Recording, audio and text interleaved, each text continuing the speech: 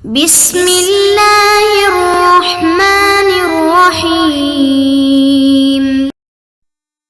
نحمدہ ونصلی علی رسولہ الکریم والحمد للہ رب العالمین۔ الحمدللہ آج ہم سنن نسائی کا سبق نمبر 34 شروع کرنے جا رہے ہیں۔ سبق شروع کرنے سے پہلے ہم گزشتہ سبق کا اور آج کے سبق کا خلاصہ دیکھ لیتے ہیں۔ آج کے سبق میں احادیث کی روشنی میں جو اہم نکات ہوں گے سب سے پہلے ان کو دیکھ لیتے ہیں۔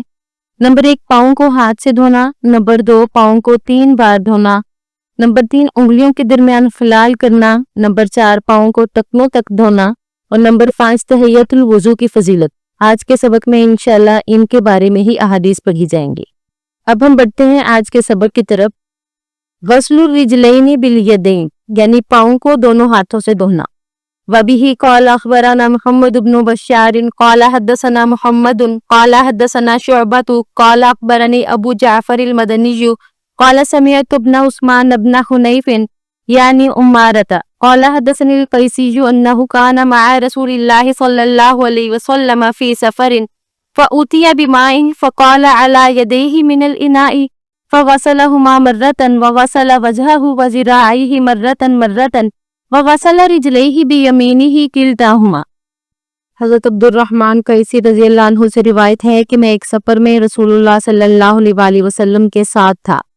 آپ کے پاس کچھ پانی لایا گیا تو آپ علیہ السلام نے برتن سے اپنے ہاتھوں پر پانی ڈالا اور انہیں ایک دفعہ دھویا، پھر اپنے چہرے اور دونوں بازوؤں کو ایک ایک دفعہ دھویا اور اپنے دونوں پاؤں اپنے دونوں ہاتھوں سے دھوئے۔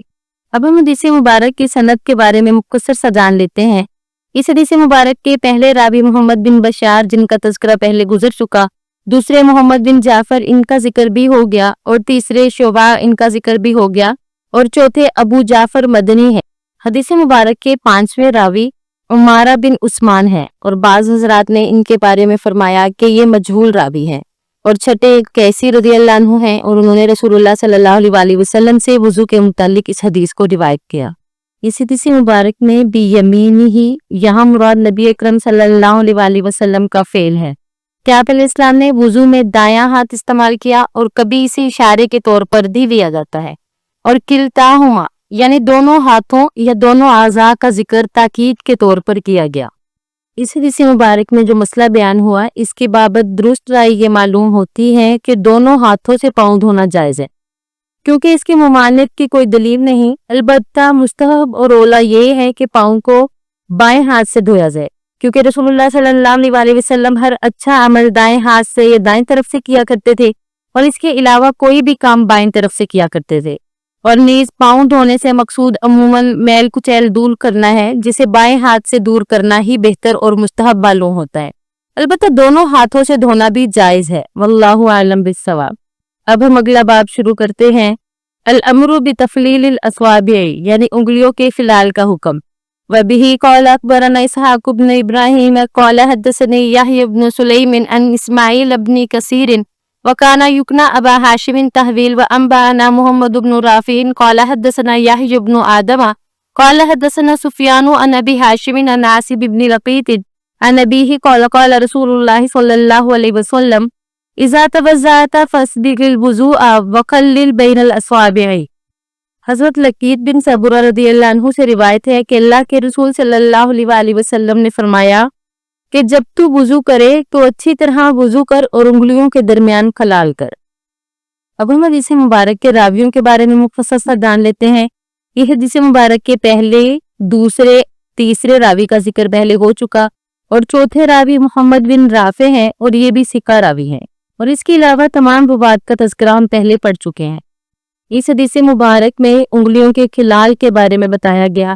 حدیث سے معلوم ہوتا ہے کہ وضو میں انگلیوں کا خلال یعنی انگلیوں کے درمیان پانی پہنچانا واجب ہے، کیونکہ بعض اوقات پانی بغیر خلال کی انگلیوں کے بیچ نہیں پہنچتا، اور اس میں ہاتھوں اور پاؤں کے درمیان کی انگلیوں کا کوئی فرق نہیں۔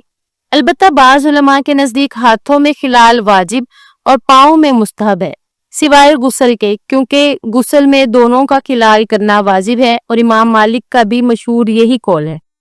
ابن عبد البر نے امام مالک سے ابن واہب کا قول نقل کیا کہ جب میں نے امام مالک کو مستورد بن شداد کی حدیث سنائی جس میں نبی کریم صلی اللہ علیہ وسلم کے پاؤں کی انگلیوں کا کلائی کرنے کا ذکر ہے، تو میں نے دیکھا کہ امام مالک بھی وضو میں اسی عمل کی پابندی کرنے لگے۔ شوافی اور حنابلہ کے نزدیک ہاتھ اور پاؤں دونوں کا کلال مستحب ہے، مگر ہاتھوں کے کلال کی زیادہ تاکید کی گئی۔ امام ابو حنیفہ رحمہ اللہ کے نزدیک دونوں میں کلال کرنا مستحب ہے۔ اب ہم اگلا باب شروع کرتے ہیں اور وہ بھی پاؤں کے دھونے کے بارے میں ہی ہے۔ عدد غسل الرجلین وبه قال اخبرنا محمد بن آدم عن ابن ابي زائدة قال حدثني ابي وغيره عن ابي اسحاق عن ابي حجة الوادئي قال رأيت عليا توضأ فغسل كفيه ثلاثا وتمزمز واستنشق ثلاثا وغسل وجهه ثلاثا وذراعيه ثلاثا ومسح برأسه وغسل رجليه ثلاثا ثم قال هذا وضوء رسول الله صلی اللہ علیہ وسلم۔ حضرت ابو حیہ وادی سے روایت ہے، وہ بیان کرتے ہیں کہ میں نے حضرت علی رضی اللہ عنہ کو وضو کرتے ہوئے دیکھا۔ آپ رضی اللہ عنہ نے اپنی ہتھیلیوں کو 3 مرتبہ دھویا، 3 مرتبہ کلی کی، 3 مرتبہ ناک میں پانی چڑھایا، اپنا چہرہ 3 مرتبہ اور اپنے بازو بھی 3 مرتبہ دھوئے، اپنے سر کا مسح کیا اور اپنے پیروں کو 3 دفعہ دھویا، پھر فرمایا یہ رسول اللہ صلی اللہ علیہ وسلم کا وضو ہے۔ اب ہم حدیث مبارک کے راویوں کے بارے میں مختصر سا جان لیتے ہیں۔ اس حدیث مبارک کے پہلے راوی محمد بن آدم ہیں اور یہ ثقہ راوی ہیں، امام نسائی رحمہ اللہ نے انہیں ثقہ راویوں میں شمار کیا، اور دوسرے ابن ابی زائدہ یہ بھی ثقہ راوی ہیں۔ اور حدیث مبارک کے تیسرے راوی زکریا، ان کا تذکرہ پہلے ہو چکا، اور چوتھے راوی ابو اسحاق، پانچویں ابو حیہ اور چھٹے حضرت علی رضی اللہ عنہ، اتباعوں کا تذکرہ پہلے ہو چکا۔ اب ہم اگلا باب شروع کرتے ہیں۔ باب حد الغسل، یعنی پاؤں کہاں تک دھوئے جائیں۔ وبه قال اخبرنا احمد بن عمرو بن سرح والحارث بن مسكين قراءة عليه وانا اسمع واللفظ له عن ابن وهب عن يونس عن ابن شهاب ان عطاء بن يزيد الليثي اخبره ان حمران مولى عثمان اخبره ان عثمان دعا بوضوء فتوضأ فغسل كفيه 3 مرات ثم مزمز واستنشق ثم غسل وجهه 3 مرات ثم غسل يده اليمنى إلى المرفق 3 مرات ثم غسل يده اليسرى مثل ذلك ثم مسح برأسه ثم غسل رجله اليمنى إلى الكعبين 3 مرات ثم غسل رجله اليسرى مثل ذلك ثم قال رأيت رسول الله صلى الله عليه وسلم توضأ نحو وضوء هذا ثم قال رسول الله صلى الله عليه وسلم من توضأ نحو وضوء هذا ثم قام فركع ركعتين لا يحدث فيهما نفسه غفر له ما تقدم من ذنبه۔ حضرت عثمان رضی اللہ عنہ کے آزاد کردہ غلام حضرت حمران سے منقول ہے، انہوں نے بیان کیا کہ حضرت عثمان رضی اللہ عنہ نے وضو کا پانی منگوایا اور وضو کیا، اپنی ہتھیلیاں 3 دفعہ دھوئیں، پھر کلی کی، ناک میں پانی چڑھایا، پھر چہرہ 3 دفعہ دھویا، پھر دایاں بازو کونی سمیت 3 مرتبہ دھویا، پھر بایاں بازو بھی اسی طرح دھویا، پھر اپنے سر کا مسح کیا، پھر اپنا دایاں پاؤں ٹکنوں سمیت 3 مرتبہ دھویا، پھر بایاں پاؤں اسی طرح دھویا، پھر کہا میں نے رسول اللہ صلی اللہ علیہ وسلم کو دیکھا، آپ نے میرے اس وضو کی طرح وضو کیا۔ پھر انہوں نے کہا کہ رسول اللہ صلی اللہ علیہ وسلم نے فرمایا جس شخص نے میرے اس وضو کی طرح وضو کیا پھر کھڑے ہو کر 2 رکعتیں اس طرح ادا کرے کہ ان کی ادائیگی کے دوران میں اپنے دل سے کوئی بات نہ کرے تو اس کے پہلے سب گناہ معاف کر دیے جائیں گے۔ جیسے کہ آپ حضرات جانتے ہیں کہ ہم سب سے پہلے حدیث مبارک کی سند کے بارے میں گفتگو کرتے ہیں۔ اس حدیث مبارک کے تمام راویوں کا تذکرہ پہلے گزر چکا، اب ہم بڑھتے ہیں حدیث مبارک کے متن کی طرف۔ یہ حدیث مبارک گرچہ پہلے بھی گزر چکی ہے، لیکن امام نسائی رحمہ اللہ اس حدیث کو دوبارہ لا کر یہ بتلانا چاہتے ہیں کہ پاؤں کو ٹکنوں سمیت دھویا جائے گا، یہ نہیں کہ وضو کرنے میں کوہنیاں یا ٹکنے ترک کر دیے جائیں۔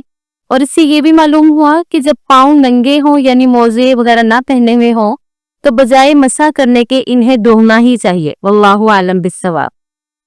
الکعبین سے مراد وہ ہڈیاں ہیں جو پاؤں کے کنارے پر نمایاں یعنی ابھری ہوئی ہوتی ہیں، اور زیادہ تر علماء کے مطابق ٹکنے پاؤں ہی کا حصہ ہے، اسی لیے انہیں دھونا بھی فرض ہے۔